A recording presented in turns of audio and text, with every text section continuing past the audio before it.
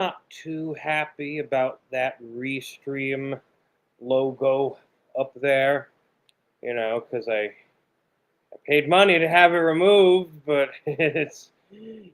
for some reason it just reappeared. I don't know. I'm gonna have to I'm gonna have to type an email or call Restream to get that shit removed because I don't want their stuff. Even though I'm happy for a platform to have such cool effects, but that up there, not fun, not fun. But anyway, good afternoon. Today I want to speak with you plainly, directly, about the world we live in and the world we could live in. We are told every day that America must police the planet, at least by the mainstream. We're told by them that sanctions, blockades, coups, and wars are necessary to defend freedom. But what if I told you that this very system has made us weaker, poorer, and less free? I'm going to lay out a plan that uses cracks in the system, including the overlooked legal pathways that exist inside the Office of Foreign Assets Control. There are general licenses that allow lawful cooperation, lawful trade, and lawful humanitarian engagement. These prove that even within the empire's machinery, there are cracks, and I intend to use them. Where they exist, I will push them to their fullest. Where they do not, I will challenge their absence. Because cooperation with Palestine, with Venezuela, with any sovereign nation, should be treated as genuine activity and not as a crime. Let's speak about the truth of sanctions. And they worked in South Africa. They could work in settling the issue of Israeli aggression on Palestine, but ultimately, these two rare exceptions, negate the fact that, I'm not trying to negate the fact of these two exceptions, that sanctions are a act of war.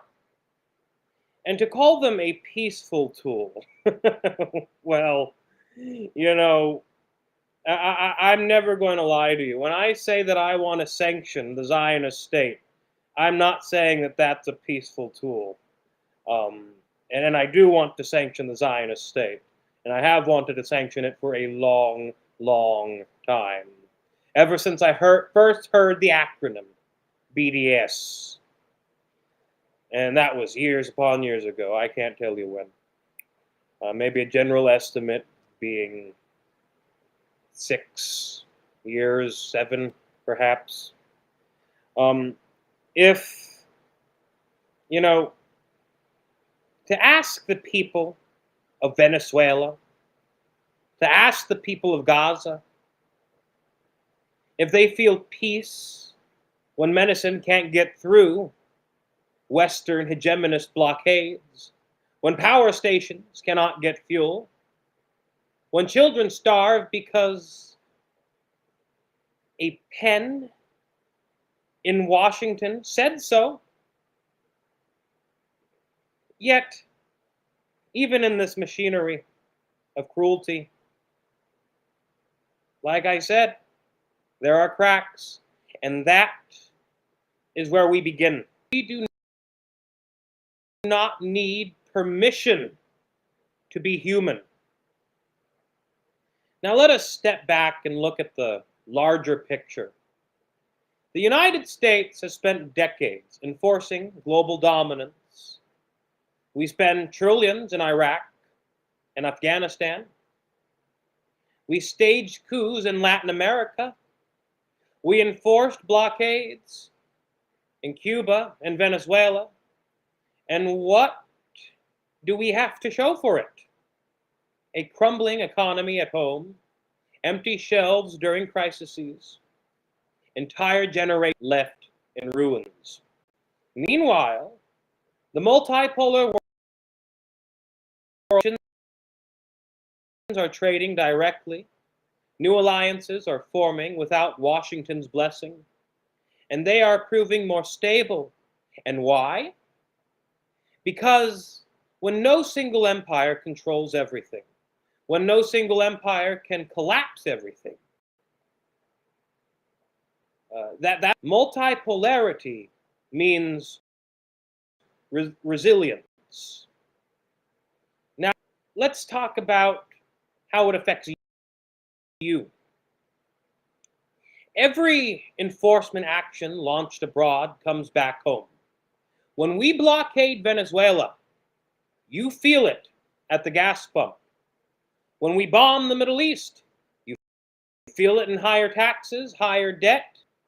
And when societies collapse under our policies, people flee. They migrate. They come to Europe.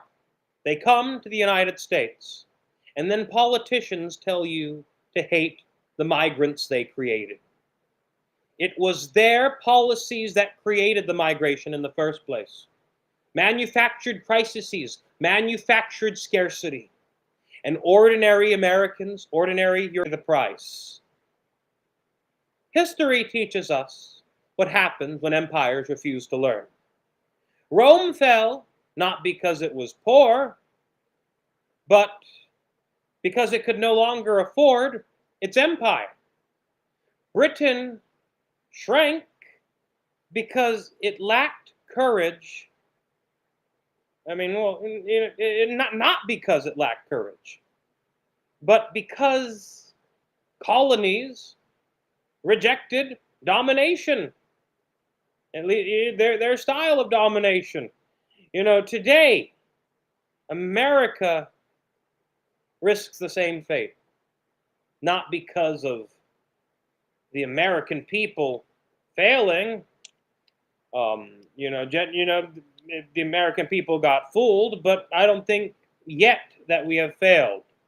You know, not in the direction of failing to improve what the Zog has brought to us.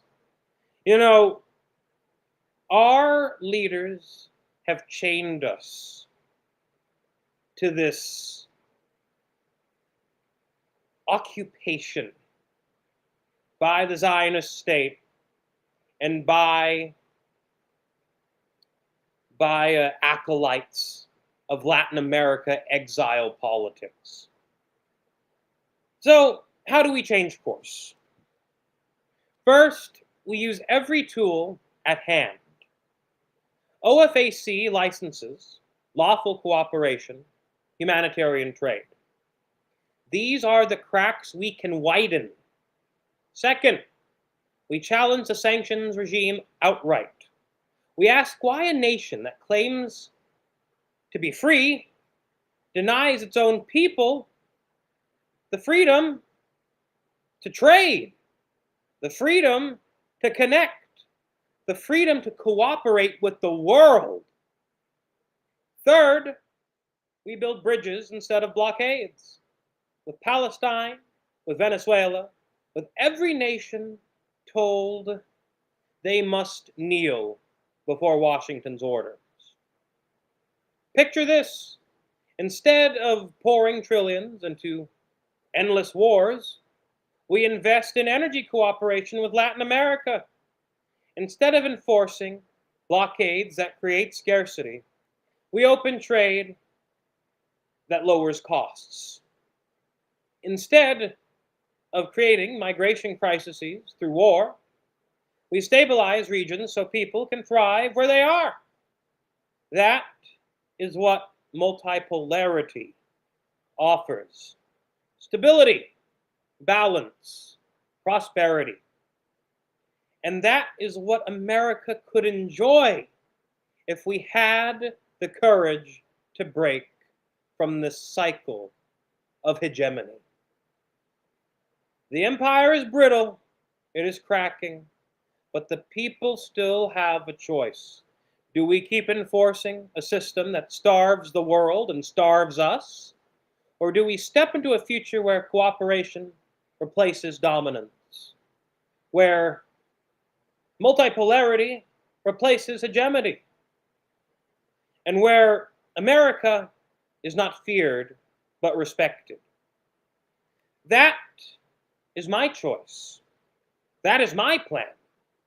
To use every tool, every license, every opening to prove that cooperation with Palestine, state-level cooperation, and with Venezuela, with the world, is not only possible, it is the only path to stability. And I ask you to stand with me, not for empire, not for scarcity, not for endless war, but for a world where America finally finds peace by letting go of domination.